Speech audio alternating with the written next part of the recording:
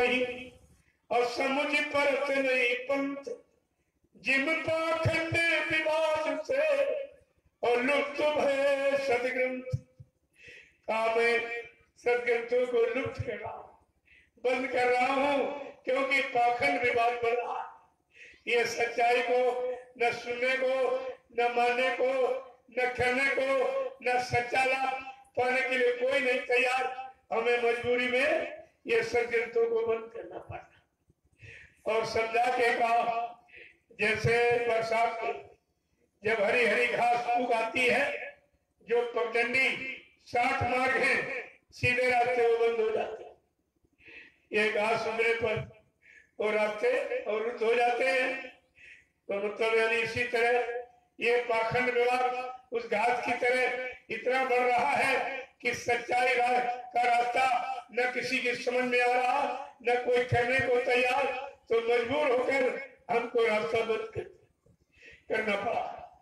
जब सदग्रंथ बंदी हो गए और झूठ ग्रंथ पाखंड के आ गए, बनावट के, स्वार्थ लोभ लालच पाने वाले, तो वही आपको पढ़ाई सुना जाए। तो परमार्थ का रास्ता कैसे बनेगा? क्या स्वार्थी जगत पर चलकर परमार्थी रास्ते की मंजिल कोई तय कर सकता?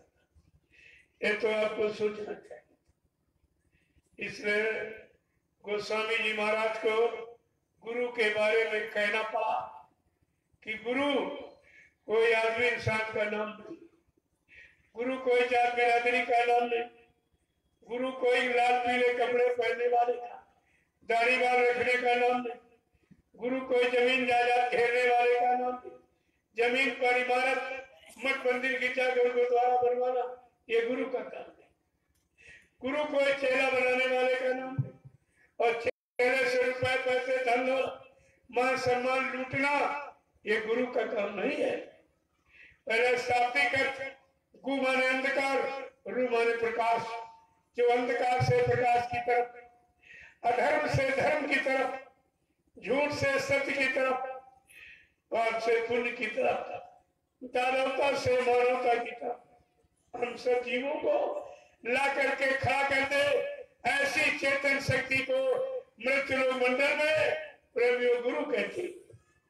ये है गुरु, और तुम्हारी समझ में कुछ नहीं आया। इसलिए गोस्वामी जी महाराज को उत्तरकांड में हम सब कलयुग के जीवों को गुरु की पहचान करने के लिए लिखना पड़ा कि कोई स्वार्थी लोभी लालची, कोई काल का जीव दाढ़ी बढ़ा के गुरु का कपड़ा पहन ले और गुरु बनकर कहीं तुमको धोखा न दे दे। इसलिए उन्होंने क्या लिखा, अगर उसी को पढ़ लेते तो तुम्हें नकली गुरु कभी धोखा नहीं दे सकते थे। क्या लिखा है कि हर शीर्ष इथन शोक नाराई सो गुरु गो नरक महापुरई। बड़े साफ शब्दों में लिखा, अगर कोई चेला बना रहा हो केवल रुपए पैसे धन दौलत मान सम्मान सामान के लिए, गोसाई महाराज लिखते ऐसा गुरु रौरव घोर नरक में जाएगा। गुरु का काम क्या, शोक हरई, दुख को हर ले, आपत्ति मुसीबत बीमारी महामारी लड़ाई झगड़ा दैवी प्रकोप दुर्घटना अकाल मौत, इसको हर ले, उसे गुरु कहते। सामान हर ले, रुपया पैसा हर ले, तुम्हारी बुद्धि विवेक ज्ञान हर ले, वो गुरु नहीं है। इतनी बड़ी पहचान दी। तो सबसे बड़ा मानव शरीर में दुख क्या है? गोस्वामी महाराज ने यह भी लिखा कि जन्मत मरत असे दुख होई, जो जन्म मरण की असहनीय पीड़ा को हर ले, न जन्म होने दे न मौत पे जाने दे, जन्म मरण से छुटकारा दिला दे, आवागमन से रहित करा दे, काल माया के बनाए कर्मों के जाल से जीवात्मा को निकाल कर उसके घर पहुंचा दे, उसको गुरु कहते। ये है प्रेमियों सच्चे गुरु की पहचान। अगर तुम राजनीति मानस में इसको पढ़ लेते, कोई नकली गुरु बनकर तुम्हें धोखा दे सकता था, लेकिन आपने किया कुछ नहीं। ऐसे तो कोई धोखा देगा, कोई कुछ बन के खड़ा हो धोखा देगा, दाढ़ी बढ़ा लेगा, कपड़ा पहन लेगा, धोखा देगा, तो तुम्हारा जीवन सब धोखे में चला जाएगा। इसलिए जानकारी दी गई।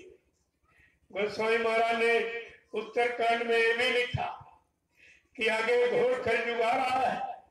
तमाम स्वार्थी लोभी लालची कोई नाम के आगे शब्द लिखेगा, सतगुरु भगवान सरकार महाराज तुम्हें धोखा हो जाएगा। पहले तुम शब्द की लक्षणों की पहचान कर लेना। लक्षणों की पहचान, जिस डॉक्टर वैद्य हकीम को लक्षणों की पहचान होती है तो बिना पूछे तुम्हारी बीमारी को बता देगा। अंदर की तुम्हारी बीमारी को बता देगा अगर लक्षणों की पहचान। गोस्वामी महाराज ने हम सब कलयुग के जीवों की शंका संदेह भूल भ्रम को दूर करने के लिए उन्होंने कहा पहले लक्षणों की पहचान कर लेना, जब लक्षण मिले तब मानना, नहीं धोखा हो जाएगा। कौन कौन से लक्षण ये जरा सुन लीजिए। कि संत सहाय दुख परहित लागी और पर दुख है तू असंत अभागी।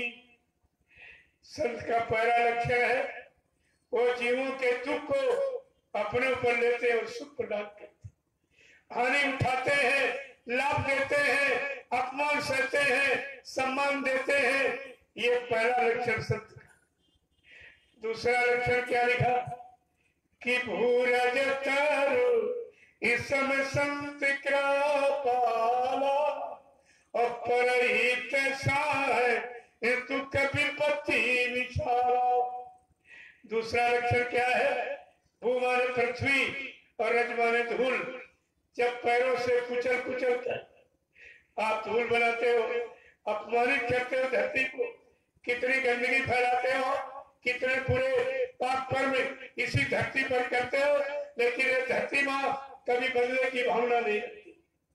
ये संत का दूसरा लक्षण। चाहे संतों की निंदा करो चाहे स्तुति करो, न तुम्हारी निंदा से कभी नाराज होते हैं न स्तुति से खुश होते। ये नाराजगी और खुशी ये भी प्रेमियों काल का सामान जो दयाल देश से दयाल महापुरुष आया है, काल के किसी सामान को न स्वीकार करता है, न लेता है, न प्रयोग करता, न अपने प्रेमियों को इसमें फंसाता है। जो फंसाएगा वो निकाल नहीं पाएगा। जो दयाल देश जीवात्मा को पहुंचाने के लिए आया है वो काल माया के सामान में आपको कभी फंसने नहीं देगा। देखो कितनी बड़ी हमदर्दी लिखी। तीसरा लक्षण क्या लिखा कि संत है उदय संतत सुखकारी और विश्व सुखी जिम इंदु तमारी। इंदु माने चंद्रमा, तमारी माने सूरज। जैसे सूरज चांद के निकलते ये प्रकृति प्रफुल्लित यानी खुश हो जाती है, ऐसे प्रेमियों संत सतगुरु के आगमन पर ये जीवात्मा खुश हो जाती, कहती हमको अपने घर जाने का अब मौका मिलेगा, मेरा घर वाला मुझे लेने के लिए आ गया। इतनी बड़ी खुशी जीवात्माओं को संत सतगुरु के आगमन और आपकी ये भी खुशी खत्म मिली थी, लेकिन तुम स्वार्थियों के चंगुल में चले गए, बड़ी खुशी खो रखी।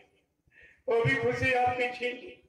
जो तुम्हारी खुशी को छीन सकता है वो खुशी दे सकता, जो तुम्हारे धन दौलत को सेवा के नाम पर लूट ला ले रहा, क्या तुम्हें कभी सेवा दे सकता? अरे आपको विचार करना चाहिए। मांगता कौन? भिखारी। क्या भिखारी कभी दान देता? भिखारी कभी वापिस कोई चीज करता?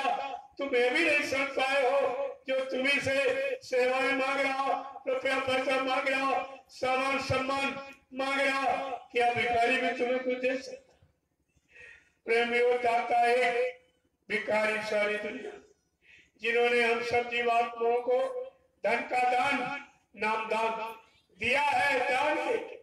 इसलिए अन्य युगों में गुरु मंत्र और दीक्षा के नाम से, लेकिन कलयुग में सतगुरु दयाल ने सीधा रखा नाम दान। नाम का दान दिया जा रहा, लिया नहीं जा रहा, दिया जा रहा। और प्रेमियों फिर भी तुम भूल गए। बाबा जी ने आपको 5 नाम दिए, कोई रुपया पैसा दक्षिणा मांगा तुमसे? और बाबा जी वाले 5 नामों को जो केवल सुना रहा, दोहरा रहा, सारी संगत लूटे ले रहा, और तुम्हारी समझ में नहीं आ रहा कि जिसने नाम दिया उसने कुछ नहीं दिया, ये केवल सुना रहा, लूट रहा, और तुम इसी चक्कर में आ गए। नामदान हो रहा, नामदान दे रहा। हमने भाई कौन सा नामदान दिया? बाबा जी ने जो 5 नाम दिए, क्या उस नाम के अलावा कोई नए नाम दे रहा जो तुम्हें नामदान दे रहा कि बाबा जी वाले 5 नामों को दोहरा रहा है, सुना रहा है? तुम्हारी इतनी समझ में नहीं आई कि सुनाने वाला कौन, देने वाला? अगर बाबा जी से 10 साल के बच्चे ने नामदान सुना तो अभी तो सुना देगा, क्या वो बच्चा कुछ दे सकता है? अरे सुनाने वाला देता है कि जगाने वाला देता है? जिसने नाम को जगाया और सिद्ध किया, वही जागा हुआ नाम जीवात्माओं को पकड़ाया जाता। जीवात्माएं जगाए नाम से जगेंगी, सुनाए नाम से नहीं जगेगी। इतनी बड़ी चीज आपको मिली, लेकिन आपने तो कोई कदर नहीं, तुम्हारे पास कोई समझ ही नहीं है। देखिए गोस्वामी जी महाराज को इसीलिए उनकी महिमा, गौरव महिमा को समझाने के लिए कुछ न कुछ मिलता जुलता प्रमाण दिया, प्रमाण भी दे रहे हैं। किसी तरह कलयुग का जीव संतों की शरण से कहीं अलग होके कहीं भटक और कहीं अटक न जाए, मानव जीवन का समय चला जाएगा। तो क्या उन्होंने प्रमाण दिया कि संत बिटापो सरिता गिरी धरणी और पर ही चला सबन की करनी। क्या क्या प्रमाण दिया है? बिटम माने व्रत, सरता माने नदी, गिर माने पहाड़, धरनी माने पृथ्वी। कहते हैं ये पांचों मिलकर आपको शारीरिक सुख दे सकते, लेकिन संत सदगुरु शारीरिक सुधार और जीवात्मा का उद्धार दोनों काम करने आता। उनकी आंख की कोई हुक्म नहीं।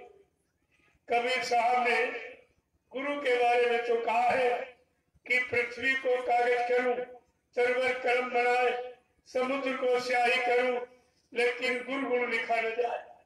ये सारा भूमंडल पृथ्वी कागज कागज बना दिया जाए, जितने पेड़ पौधे इनकी कलम बना दी जाए, जितना जलाशय पानी इसकी स्याही बना दिया जाए। कबीर साहब कह रहे फिर भी गुरु के गुण और गुरु की दया का वर्णन किया नहीं जा सकता। तो गुरु की महिमा, और तुम्हें सौभाग्य से सदगुरु मिले, उनकी क्या महिमा हो। जब गुरु की इतनी बड़ी महिमा, तो सदगुरु की महिमा के बारे में लिखा है वो अकथनीय है, अवर्णनीय है, अनिवर्चनीय है, न वाणी बखान कर सकती है, न कागज कलम स्याही पर लिखा जा सकता। इतनी अभूतपूर्व उनकी विलक्षण ये दया है। दया अनुभव का विषय, लेखनी का विषय नहीं। लेकिन आपकी समझे तो कुछ नहीं आया। चौथा लक्षण क्या लिखा गोस्वामी? ये लक्षणों की अगर पहचान होती, कोई दाढ़ी बढ़ा के गुरु का कपड़ा पहन नकल करके गुरु बनकर तुम्हें धोखा नहीं दे सकता। चौथा लक्षण क्या लिखा कि संत है नवनीत सामाना, और कहा कबीर ये पर कहा न जाना। क्या कह रहे हैं? संतों का हृदय नवनीत माने मक्खन के समान, ठंडा शीतल विकार युक्त। लेकिन ये भी उपमा फीकी है, क्योंकि मक्खन को जब अग्नि का सहयोग दिया जाएगा वो तब पिघलता है, और संत जीवों के दुख को देख कर ही पिघल जाते हैं।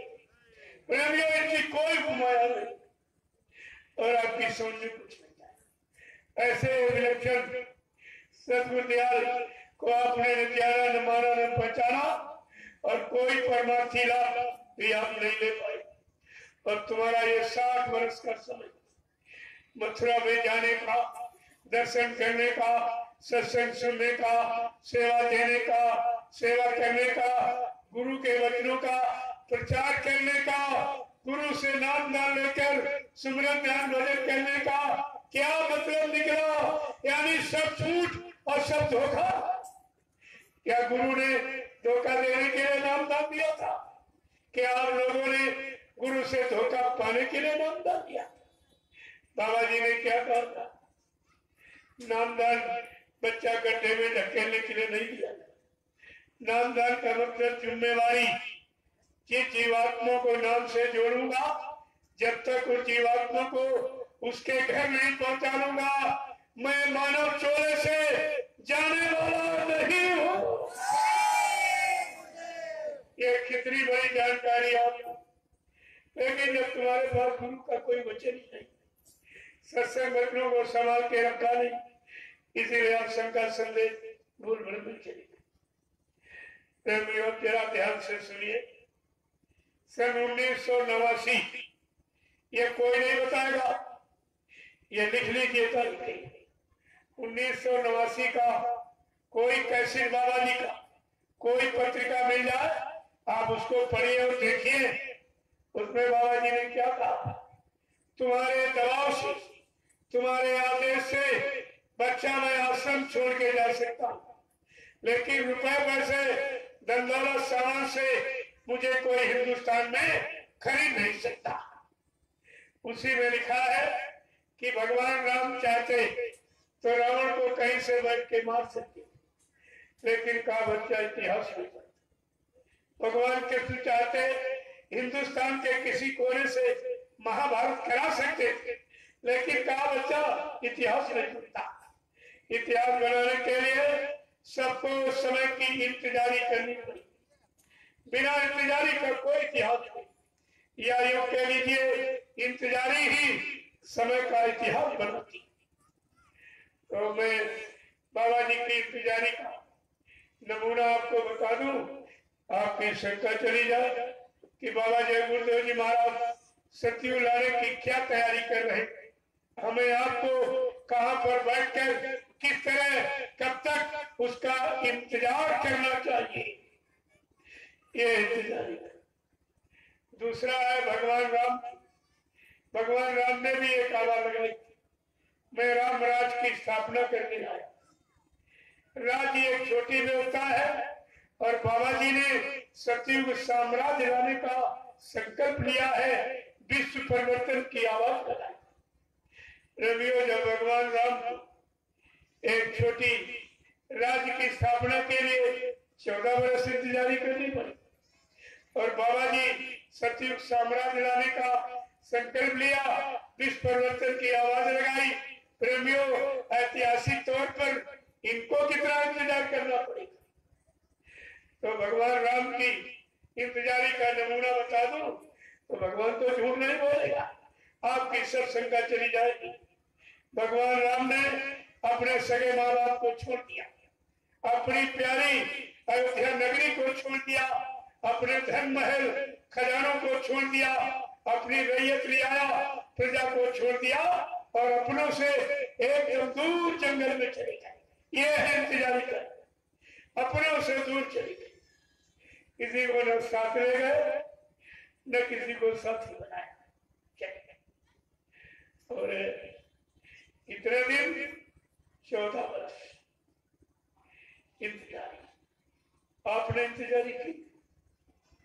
अरे भगवान राम ने तो 14 वर्ष इंतजारी की अपनी आवाज को पूरा करने के लिए, राम राज्य लाने के लिए।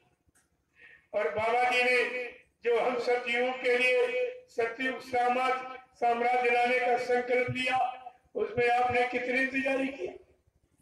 एक मिनट भी आपने। जब भगवान राम जंगल पहुंचे तो सीता से कहने लगे कि सीते, बगैर तुम्हारे हरण के रावण के मरण का कोई विधान नहीं, इसलिए सीते तुम्हारा हरण निश्चित है। देखो प्रेमियों, लीला जानबूझ के ठहरी, कह रहे बगैर तुम्हारे हरण के रावण का मरण संभव नहीं है, इसलिए तुम्हारा हरण निश्चित होगा, लेकिन हरण होने के पहले तुम मेरे आदेश हुक्म को मान लो। सीता ने कहा, भगवान क्या आदेश आपका? गोस्वामी महाराज ने रामचरितमानस के उत्तरकांड में लिख के बताया। प्रेमियों, अगर उत्तरकांड तुम पढ़ लो और समझ लो तो बाबा जी की परिवर्तन की भूमिका पर आपको कोई शंका नहीं, सब पहले से उसमें लिखा पड़ी रहती। भगवान राम ने आदेश क्या दिया सीता कि सुनम है प्रिया ए तुम सुनम सुशीला और हम का चुकर ने चाहत नर लीला और जब लाग कर वो अगिन बिच बासा और तब तक कर हूँ निशाचर नासा। काशी थे तो मैं लीला करने आया हूँ, तुम मेरा सहयोग करो, बिना तुम्हारे सहयोग के मैं लीला नहीं कर सकूंगा। आप ऐसा करो, अपना असली रूप अग्नि को समर्पित कर दो, मिलता जुलता रूप बाहर में ले आओ, मैं उसी नकली मिलते जुलते रूप से लीला प्रारंभ कर दूंगा। सीता ने अपना असली रूप तो अग्नि को समर्पित कर दिया, मिलता जुलता रूप नकली रूप बाहर में ले आई, उसी नकली रूप को रावण चुरा के ले गया। भगवान राम ने अपनी नरलीला वहीं से प्रारंभ कर दी। नरलीला माने झूठ लीला, मारकाट हिंसा यानी खूनी क्रांति की लीला। लेकिन बाबा जयगुरुदेव जी महाराज ने क्या कहा, मैं वैचारिक क्रांति के द्वारा देश दुनिया में परिवर्तन करके दिखा दूंगा। कहा बच्चा, मैं तुम्हारी वो पूजा करा दूंगा जो रामकृष्ण की नहीं हुई। रामकृष्ण ने खूनी क्रांति की, मारकाट हिंसा यानी भय और डर से लोग पूजा कर रहे हैं, लेकिन मैं वैचारिक क्रांति के द्वारा देश दुनिया में परिवर्तन करके दिखाऊंगा और तुम्हारी वो पूजा करा दूंगा जो रामकृष्ण की नहीं हुई। लेकिन तुम टाट बोरा पहनकर तपस्या तो कर लो, तपस्या तो कर लो। ये टाट बोरा वाला तपस्या कर, तमाम तो व्यापारी दुकान खोले, लूट रहे जनता, इन पर इतनी मार पड़ेगी, समय से भारत की जनता इनका टाट बोरा नोच के फेंक देगी कि बाबा जी ने तपस्या, त्याग और संयम, शाकाहारी, सदाचारी, ब्रह्मचारी बनने के लिए ये टाट फकीरी भेद पहनाया था कि ये जनता को लूटने के लिए। ये सब सजा पाने के अधिकारी है, टाट की कीमत कोई नहीं। और जो ये लीला हुई है, ये नहीं टाट बोरा पहनने वाले 5 लोगों की ये करतूत है। 5 ने तुम 45 करोड़ को धोखा दे दिया और तुम ऐसे देखते रह गए। तुम्हारे जवान नहीं है, तुम्हारे आंख नहीं, तुमने गुरु को आंख से देखा नहीं था, कान से उनकी वाणी को सुना नहीं था, और उन्होंने तुमको शारीरिक, पारिवारिक कितने कष्ट, मुसीबत, आपत्ति, बीमारी, लड़ाई झगड़ों को तुम्हारे दूर किया, अब उन्हीं को कह रहे करके चले गए। कितना बड़ा एक कलंक लगा रहे हो, क्या इसकी सजा का कितने जन्मों को भुगतान करेंगे। गुरु को अपमानित करने वाला, गुरु पर कलंक लगाने वाला, झूठ बोलने वाला, वादा खिलाफी करने वाला, दगेबाजी करने वाला जो सिद्ध करता है उसको चमगादड़ की ओरी में जन्म मिलता। अरे धर्मशास्त्र के पन्ने खोल के पढ़िए, तुम्हारी अकल खुल जाएगी। उसमें क्या लिखा, जो जन गुरु प्रीति निंदा कर रही ते चमगादड़ है भोगत रही। जो गुरु की निंदा करता है या गुरु पर कलंक लगाता है, झूठ बोलने वाला, वादा खिलाफी करने वाला, उसको चमगादड़ की ओरी में जन्म देता। चमगादड़ एक पक्षी, सूरज करते उसकी आंख बंद हो जाती। इतना नारकी पातकी है कि भगवान सूर्य का दर्शन भी नहीं कर सकता। पूरे दिन पेड़ में उल्टा टंगा रहता, भोजन पानी कुछ। ये है गुरु पर कलंक लगाने की सजा दी गई। क्या आप लोग इसी सजा पाने के अधिकारी बन रहे हो? क्या इसी चमगादड़ योनि में जाने की तैयारी कर रहे हो? क्या कर रहे हैं आप? आखिरकार तुम्हारा लक्ष्य, तुम्हारा निशाना, तुम्हारा संकल्प क्या, इरादा क्या है? इस पर आपको विचार करना चाहिए। मैं केवल इशारे कर रहा हूं, जानता तो सब, लेकिन अभी बताऊंगा नहीं। उतना बताऊंगा जितना मुझे आदेश, जो मुझे हुक्म है मैं उतना ही केवल बताऊंगा। जैसे जैसे आप में गुरु के प्रति श्रद्धा, सेवा और विश्वास और प्रेम देखूंगा, ये रात सब खोल, सारा रात खोल के तुम्हारे सामने रख दूंगा। तो आप जवाब समझ लेना, लेकिन अभी उसकी जरूरत नहीं है। अभी जितनी जरूरत है आप जाग जाओ और उसमें आ जाओ, सच्चे रास्ते पर खड़े हो जाओ, सुमरन ध्यान भजन में लग जाइए और गुरु की सारी सच्चाई तुम्हारे सामने आके खड़ी हो जाए। भजन ऐसा रास्ता जिसमें गुरु का दोनों तरफ, जो इधर का काम परिवर्तन का, उधर जीवात्मा को जगा के परमात्मा से मिलाने का, ये दोनों काम तुम्हारी समझ में आ जाएंगे अगर आप सुमरन ध्यान भजन करने लगे। 1 घंटा सुबह, 1 घंटे शाम, आत्मा के घाट पर मन बुद्धि चित्त को रोक दे। तो आपसे किसी को पूछने की जरूरत नहीं, लेकिन आपने ये किया किसी, तभी तो कहां पहुंच के देख दिया। प्रेमियों, लीला परीक्षा भी देती और कसौटी भी करती है। देखिए तो पहले आप कि मतलब कि जब मेघनाथ ने शक्ति बाण मारा, लक्ष्मण मूर्छित होकर जमीन पर गिर गए। भगवान राम को मौका मिल गया, वो लीला करने लगे। क्या करने लगे?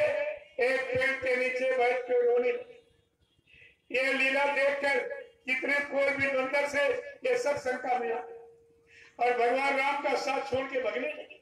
अरे कहा ये भगवान कुछ नहीं, ये खुद रो रहा है, हमारी क्या मदद करेगी। एक छोटी सी लीला में सब शंका में आ गए और प्रेमियों, कोई भी बंदरों ने भगवान राम का साथ छोड़ दिया। लेकिन हनुमान डाली पर बैठा।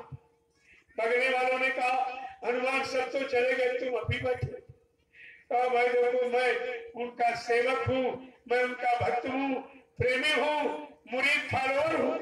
सेवक का कर्तव्य है अपने आराध्य गुरु के आदेश का पालन करना और अग्रिम आदेश का इंतजार करना। मैं तो इंतजारी में बैठा हूँ तब मेरे गुरु राम मुझे कब सेवा का आदेश करे, क्योंकि मेरा कर्तव्य है सेवक वही जो करे सेवकाई। ये सेवक की और भक्त की पहचान है प्रेमियों। सेवक वही जो करे काम, उसको कहते हैं भक्त, उसको कहते हैं सेवक। और बाकी क्या है? हरि करनी जो करे लड़ाई, दुश्मन की करनी, गुरु को मरा बतावे, सत्संगियों को लूटने। इनको ये नहीं मालूम कि कुदरत ने कानून बनाया, गुरु से कपट, संगत से चोरी, और ये कानून कुदरत का है और ये कानून प्रेमियों अब लगने ही जा रहा। मैंने पहले भी आपसे कहा था, परिवर्तन की शुरुआत मथुरा आश्रम से और शुरू हो गई। जिन्होंने बाबा जी को मुर्दा कहा, दो तो मुर्दा हो गए, एकदम अकाल मौत में चले गए, प्रेत योनि में दो तो चले गए। जिन्होंने शुरुआत की थी, बाबा जी मर गए, चले गए, ये हो गया वो हो गया, तमाम तरह का झूठा प्रचार किया, वो दोनों अकाल मौत में चली गई। शुरुआत प्रेमियों हो गई है। मैंने यही कहा है कि जिन लोगों ने गुरु को मुर्दा कहा, आप देखते जाइए, तुम्हारे आंखों के सामने वो सब मुर्दा होते ही चले जाएंगे, सब मुर्दा होते चले जाएंगे। आप देखिए पहले तुम्हारे सामने सब। शुरुआत तो प्रेमियों हो गई, धीरे धीरे अभी तो उनके वचनों और का वाणी का वायुमंडल में भी प्रचार हो रहा है, इसलिए कुदरत खुल के नंगा नाच नहीं कर पा रही। जिस दिन संत महापुरुषों की वाणी का विराम हो जाएगा, ये कुदरत नंगा नाच करेगी। उस समय तुम अपने आप को बचा नहीं सकोगे, बहुत ज्यादा बड़ा मुश्किल हो जाएगा।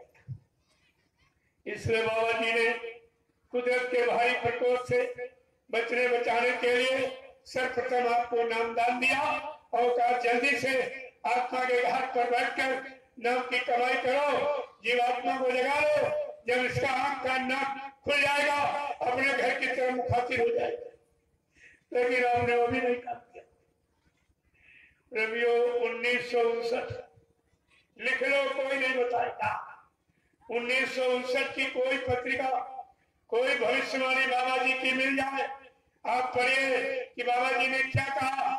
आगे ऐसी नाजुक स्थिति बना के खड़ी कर दूंगा, फिर बच्चा कुछ दिनों के लिए मैं तुम्हारे से दूर चला जाऊंगा, तुम इतनी जल्दी मुझे नहीं पहचान सकोगे। मैं समय पर आकर अपने समस्त वादों को पूरा करके दिखाऊंगा, लेकिन तुम मेरा इंतजार भजन करके करते रहना। आपने इंतजार किया, 1 मिनट भी नहीं। भगवान राम ने 14 वर्ष इंतजार किया, सबरी ने 12 वर्ष इंतजार किया। सबरी के गुरु मतंग ऋषि ने कहा, सबरी एक दिन भगवान राम तेरे घर में आएंगे, और सबरी ने कोई दिन तारीख महीना नहीं पूछा, उसी दिन से इंतजारी चलने लगी और 12 वर्ष अपने भगवान का इंतजार किया। और तुमने अपने सदगुरु दयाल भगवान का 1 मिनट भी इंतजार नहीं किया। कोई इधर भाग गया, कोई उधर भाग गया, कोई उधर भाग गया। जबकि बाबा जी ने क्या कहा था, मेरे बारे में कोई कैसी समस्या ला के खड़ी करी, तुम बच्चा विश्वास मत करना। पिछले राजनेताओं ने हमें भली भांत आजमा लिया, मार डालने का पूरा प्रयास, लेकिन मैंने चैलेंज किया है, न मुझे कोई मार सकता, न मुझे कोई धोखा दे सकता, न मुझे कोई धन दौलत सामान से खरीद सकता। मैं अपना काम करने आया हूँ, काम करके ही जाऊंगा। कितनी बड़ी बात आपके सामने, कितना परिचय दिए, आपकी समझ में कुछ नहीं। बाबा जी ने ये भी कहा, हिंदुस्तान की सड़कों पर कितने बड़े बड़े काफिले निकाले, और काफिलों के ऐसे नाम दिए जो 4 वेद 6 7 18 पुराणों में दिए। दिलकश काफिला, कर्मा काफिला, विलक्षण काफिला, अद्वितीय काफिला, ऐतिहासिक काफिला, दूरदर्शी काफिला, ये नाम कहीं पढ़े सुने आप? देखिए, ये विलक्षण महापुरुष का परिवर्तन का अनोखा तरीका, अनोखी व्यवस्था। कहा था मेरे परिवर्तन की भूमिका न इंसान समझ सकता, न कर सकता, न विश्वास ही कर सकता, ऐसा मैं अनोखा परिवर्तन करके दिखाऊंगा। और आप सबको साथ में रखा काफिले में, अकेले नहीं, 1-1 लाख लोगों को साथ में लेकर 50,000 वाहनों के साथ 10,000 किलोमीटर 16-18 प्रांतों में 3 महीने लगातार 3 महीने लगातार आपको घुमाया, दिखाया, सुनाया, समझाया और कराया, लेकिन तुम्हारी समझ में कुछ नहीं आया। कहा था जहां जाओ, मैंने रात्रि पड़ाव डालकर मंच लगाकर जो मैंने संदेश दिया, जब तक बच्चा ये सब नहीं पूरा हो जाएगा, मैं भारत के 1-1 नागरिक से पूछ लूंगा। मैं जनता में बड़े बड़े मंच लगवाऊंगा, फिर भारत की जनता से पूछूंगा मैंने जो वादे किए वो सब पूरे हो गए कि नहीं। जब भारत की जनता दोनों हाथ ऊंचा करके कहेगी कि बाबा जी सब कुछ हो गया, तब ये बाबा मानने वाले हैं और तभी जाने वाले हैं। कहा इसके पहले नहीं जानता। और क्या कहा था बाबा जी ने? कहा मैं गांधी महात्मा नहीं जो चूक जाऊं। गांधी महात्मा चूक के गोली के शिकार कर, लेकिन बच्चा मैं चूकने वाला नहीं हूँ, मैं अपना काम करके ही जाऊंगा।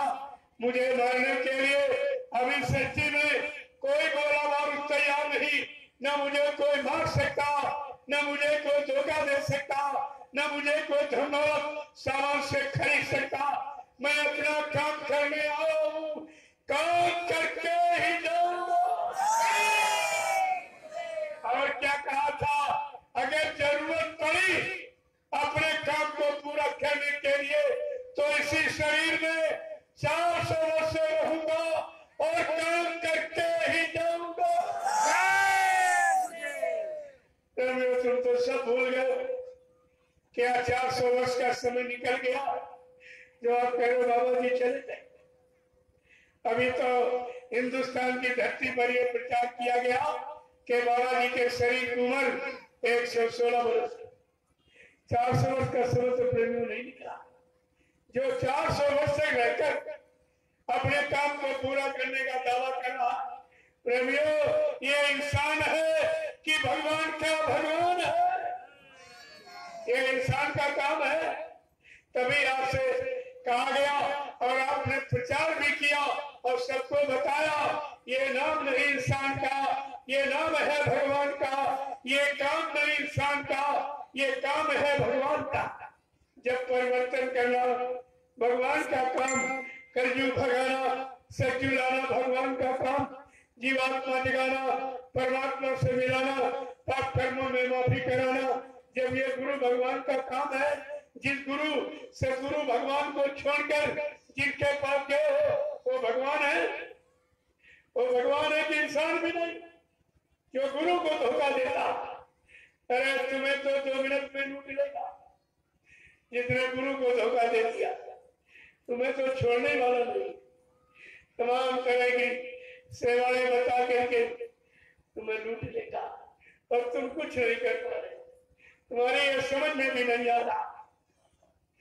प्रेमियों ये जानकारी अगर आपके पास होती, बाबा जी ने ये भी कहा जब आगे मेरी संगत जब बढ़ेगी मैं ऐसी नाजुक स्थिति बना के खड़ी कर दूंगा, ऐसा गेट फंसा दूंगा जो ये गेट टूट जाएगा, हिंदुस्तान में कोई निकाल नहीं पाएगा, फिर इसमें बड़े बड़े मगरमच्छ भर जाएंगे।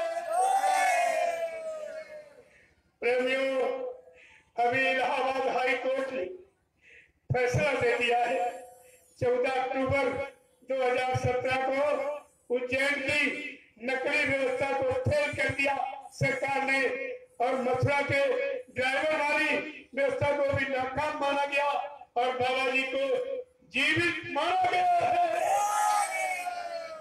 प्रेमियों ये कहां भटके जाएंगे? मैं इनके पीछे को खड़ा हूं, ये भटके कहां जाएंगे?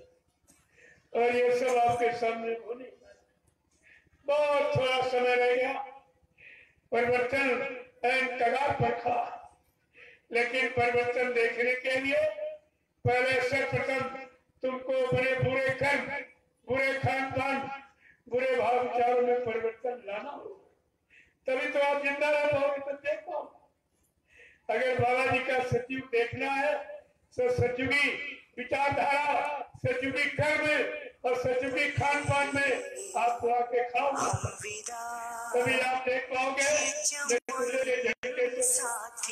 कितने लोग बैठे हो इसमें वो तमाम लोग जो आगे का सत्संग नहीं सुन पाए, इसलिए आपको ये मौका मिला है, इन बच्चों को सुन लीजिए। ये कोई बताने तुम्हारे गांव नहीं आएगा, इतनी हमदर्दी तुम्हारे पर किसी को नहीं, तुम्हारे गांव चल के बताने जाओगे ये तो कोई नहीं समझ रहा, और किसी को बिना स्वार्थ कोई आएगा नहीं और उनको आपसे कुछ चाहिए नहीं। एक नया पैसा भी नहीं है, मैं ये काम नहीं करता, ये मेरे यहाँ नहीं, पहले भी नहीं कभी किसी, और आज भी मेरे यहाँ कोई सेवा नहीं जाती किसी तरह की, कोई सेवा नहीं, कोई अध्यक्ष मंत्री नहीं बनाता, न वक्ता प्रवक्ता बनाता, कहता हूँ सेवादार बनो, भजनानंदी बनो, परिवर्तन सेवादारों से होगा, भजनानंदियों से होगा, अध्यक्ष मंत्रियों से, वक्ताओं से, नेताओं से हिंदुस्तान की धार्मिक धरा पर परिवर्तन न कभी हुआ है और न कभी होगा, ये आपको विचार रखना चाहिए। इसलिए ऐसा कोई काम नहीं, या कोई स्वार्थ लोभ लालच का, ये प्योर परमात्मा का रास्ता और सतगुरु का ये सच्चा दरबार तुम सबको लाभ देने के लिए लगाया गया, ये लेने के लिए नहीं, देने के लिए। पहले आप समझ लीजिए, बाबा जी ने ये भी कहा था आगे ऐसी नाजुक स्थिति बना के खड़ी कर दूंगा, फिर बच्चा ऐसा एक खेल खेलूंगा, छोटी सी लीला करूंगा, मेरी छोटी सी लीला खेल को देखकर तुम भ्रमित मत हो जाना, भजन करके मेरा इंतजार करना। मेरी छोटी सी लीला और खेल में मुट्ठी भर लोग बचेंगे, उन्हीं से परिवर्तन हो जाएगा। परिवर्तन गरीबों से और झोपड़ियों से होगा। ये सब आपको ध्यान में रखना चाहिए। ये सब 10 जुलाई 1952 से 2012 60 साल आपको सब सुनाया, सब समझाया, दिखा, लेकिन आपके पास कुछ बचा नहीं, कोई समझ नहीं पाया। तभी आप शंका संदेह में चले, मिलने वाले लाभ, मिलने वाली दया से आप वंचित हो गए। देखो सब ध्यान में रखना।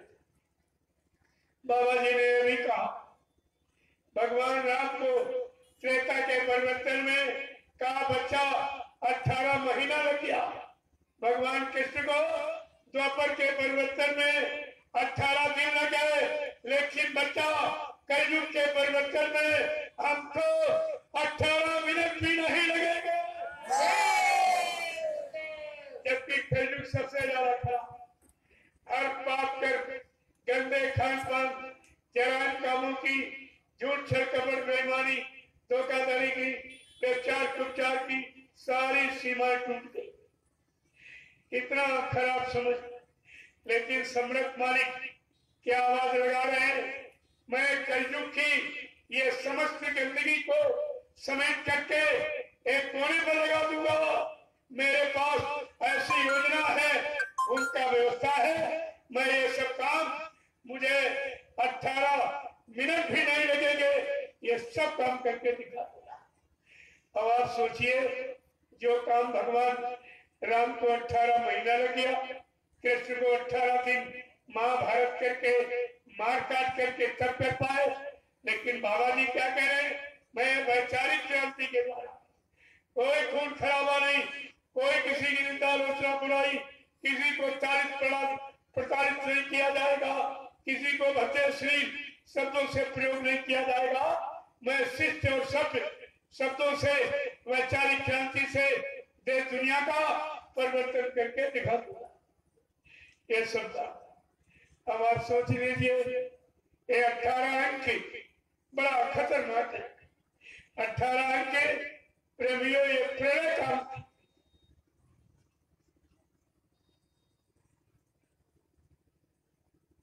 भगवान राम के 18 महीने, भगवान कृष्ण के 18 दिन और बाबा जी की 18 मई, ये क्या इशारा करे? ये तारीख बड़ी खतरनाक है। ये अंक विनाशकारी लीला का परिवर्तन का अंक है। बाबा जी ने अपनी लीला का वही एक रखा जो राम की लीला और कृष्ण की लीला था, वही घुमा के रखा कि मेरे भक्त प्रेमी मेरी लीला को जल्दी समझ ले।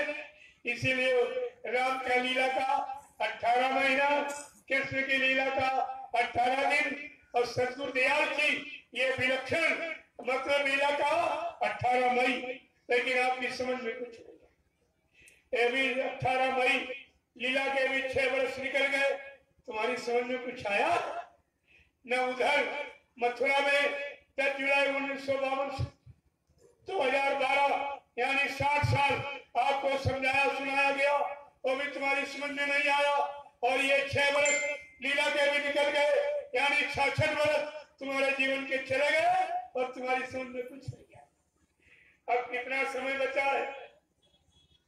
अरे कलयुग में 100 वर्ष का तो समझ ला, वो भी अच्छा खान पान, अच्छी संशोधन, अच्छे कर्म, अच्छे भाव विचार, तब आपको 100 वर्ष।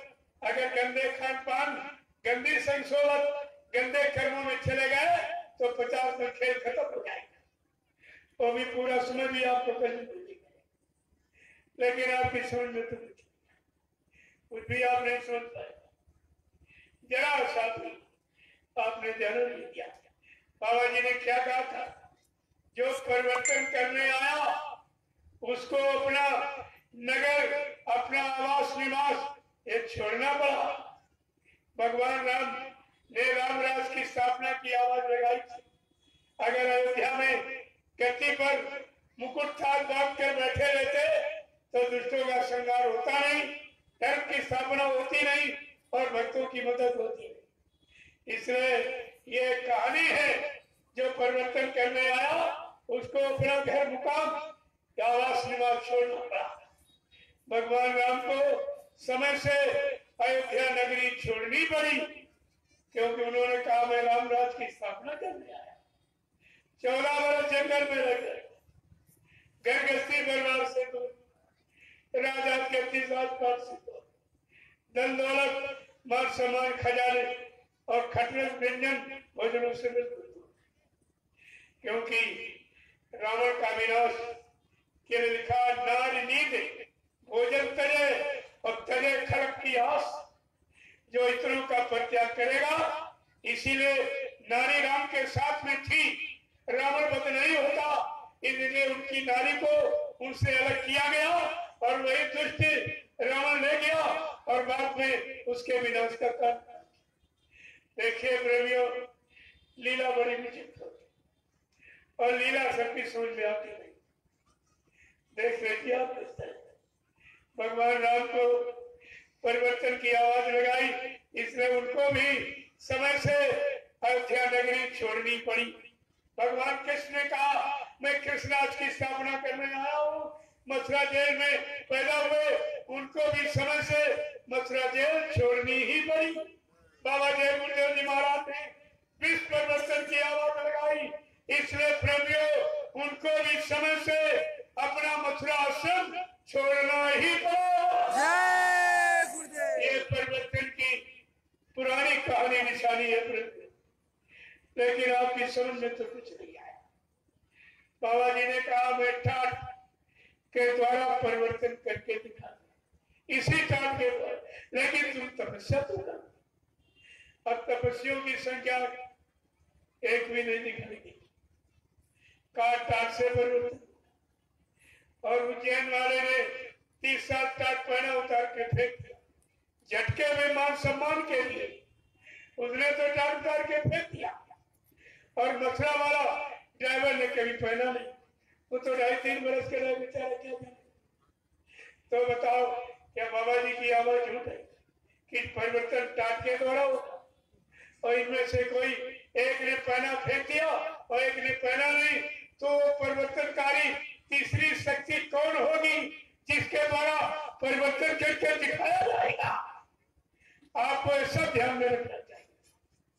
लेकिन जब समझदारी रखोगे, गुरु वचनों को सामने रखोगे, अपने जीवन में उतारते रहोगे, तब आपकी गुरु की सच्चाई तब समझ में आएगी। ऐसे कुछ आने वाला नहीं। और आपने बड़ा कितना बड़ा नुकसान। अब मैं आपसे एक बात पूछूंगा, आप बाल बच्चों में परिवारदारों सत्य बोलना, आप लोगों ने नामदान गुरु महाराज से लिया या किसी चेले से लिया है? गुरु महाराज से। सत्य को जरा तेज बोलिए। ये पेड़ पौधे, आकाश मंडल, पहाड़, ये सब साक्षी गवाही है। मैं आज सबको गवाह साक्षी बना के आपसे पूछ रहा हूँ, आप लोगों ने नामदान गुरु महाराज से लिया या किसी चेले से लिया है? गुरु महाराज से। आपका हाथ गुरु महाराज ने पकड़ा या किसी चेले ने पकड़ा है? गुरु महाराज ने। जीवात्मा को जगाने का, परमात्मा से मिलाने का, निधान निज लोक पहुंचाने का वादा ये गुरु महाराज ने किया है या किसी चेले ने किया है? तुम क्या चाह रहे? नामदान गुरु से लिया, चेला गुरु के बने और आदेश किसका मान रहे? अरे अगर बाबा जी के चेले हो तो आपको टाट बोरा बनना चाहिए। बाबा जी ने तो टाट बोरा बनाया। कुछ लोग क्यों गए, कहा सरकार मैं समझ नहीं पाया, ऐसा एक मौका आपको दे दिया, कहा जाओ सदरी टोपी लगाओ सरकार का बच्चा, लेकिन गुलाबी कपड़ा ये बाबा जी का आदेश नहीं है। तुम किसी और के शिष्य हो और किसी को गुरु मान रहे हो, आगे आने वाले भविष्य में तुम अपने आप को बाबा जय गुरुदेव जी महाराज का शिष्य भी नहीं कहला सकोगे। तुमने वो भी अधिकार खत्म कर दिया। ये भारत की जनता सब जानती कि बाबा जय गुरुदेव के चेहरे टाट बोरा पहनते, बाबा जय गुरुदेव के चेहरे सदरी टोपी लगा के साकार का प्रचार करते, लेकिन ये गुलाबी कपड़ा ये बाबा जी का आदेश नहीं। आप और किसी का आदेश मान रहे हो और किसी के गुरु मान रहे हो तो ये तुम जानो तुम्हारा काम नहीं।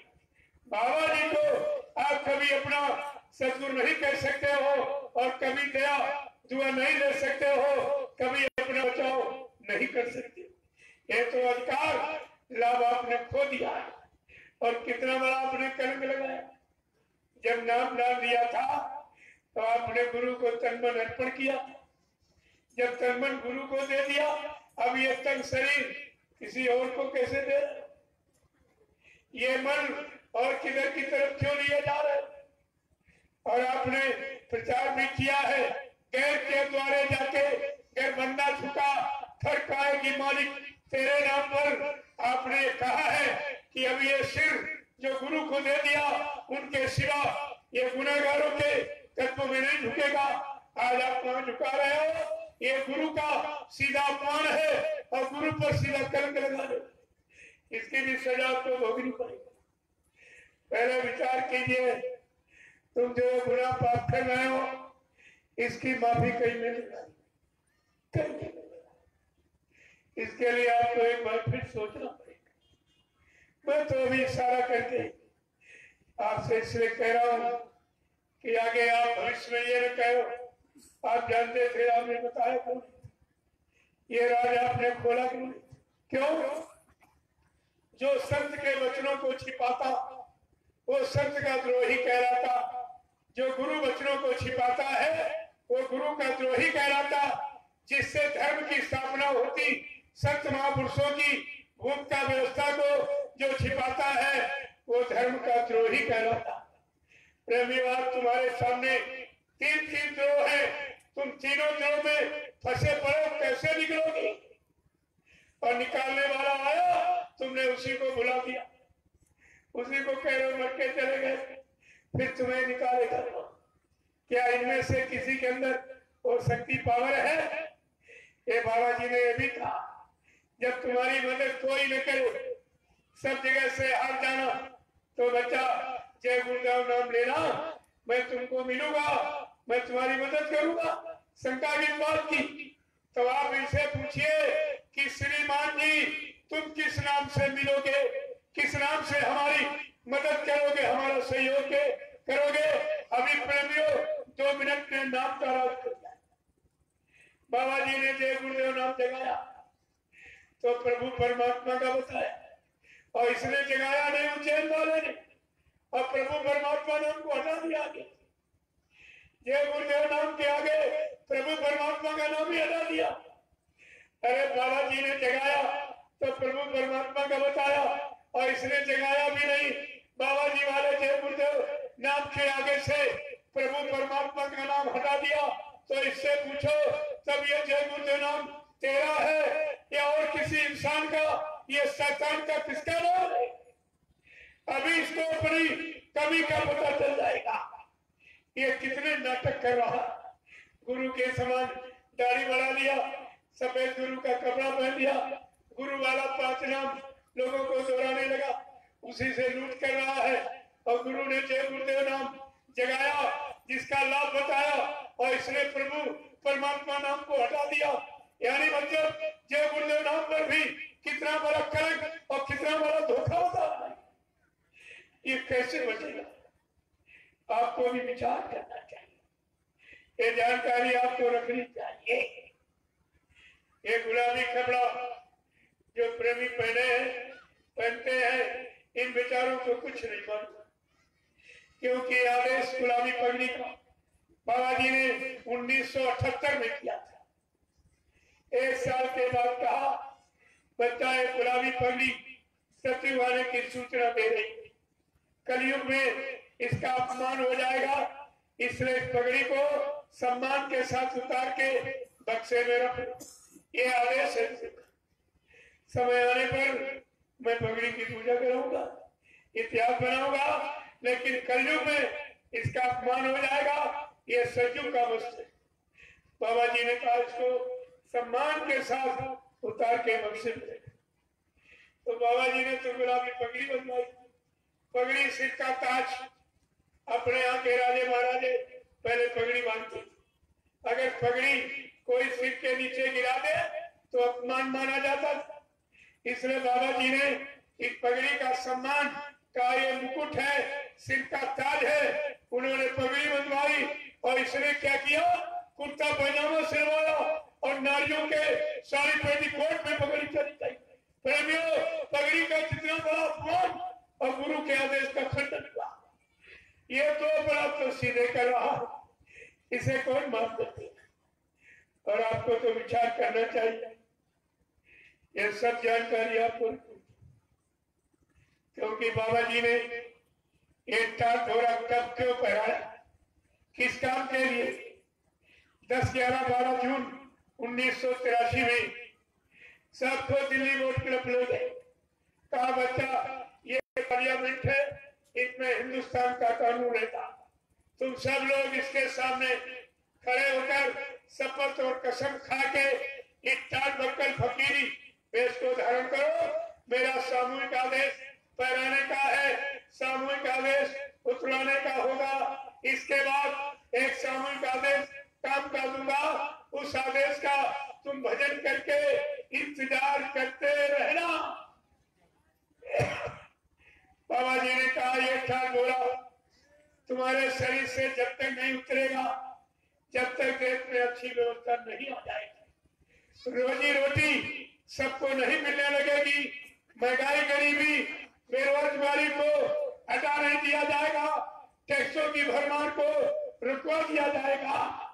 जब तक ऐसी मुफ्त का व्यवस्था नहीं आती है, ये टाट घोड़ा फकीरी भेद तुमको मेरे शरीर से उतारना नहीं है। बाबा जी ने वोट क्लब प्रेमी का जो अपनी इच्छा से टाट घोड़ा पहन ले, ये उतार दे, उसको सत्संगी मत माना, वो भविष्य में कोई बहुत बड़ा धोखा दे सकता है। ये सब आपको वोट क्लब पर सुनाया, समझाया, लेकिन तुम्हारी समझ में कुछ नहीं आया और तुम सब भ्रमित हो गए। इसे आपको ध्यान में रखना। प्रेमियों, अब तुम्हारा सबका ध्यान मैं कुछ देश के लिए उधर ले जाना चाहूंगा जहां से हिंदुस्तान में झूठा प्रचार किया गया कि बाबा जी शरीर छोड़ के चले थे। वो स्थान कौन सा है? मथुरा आश्रम। वहीं से आप सभी लोग लगभग कहे होंगे कि आपने सुना नहीं था, वहां कितने लाख प्रेमियों ने तुरंत आवाज उठाई, मेरा गुरु कभी झूठ नहीं बोलेगा।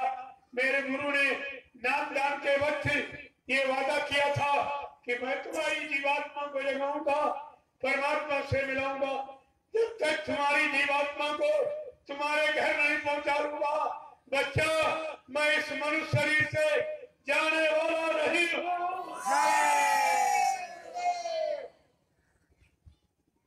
ये सब आपसे वादा किया।